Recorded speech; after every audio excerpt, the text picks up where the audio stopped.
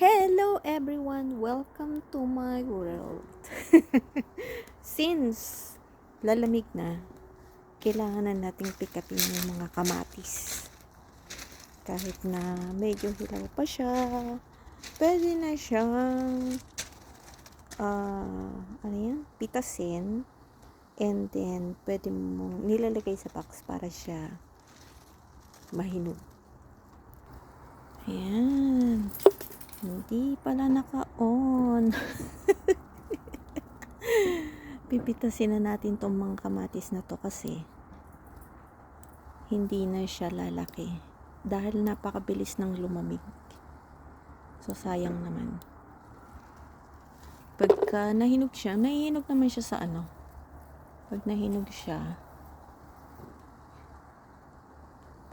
siya actually matamis. Yellow tomato.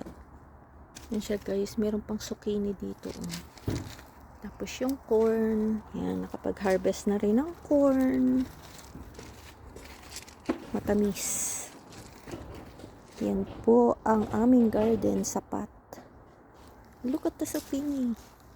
Nakabitin.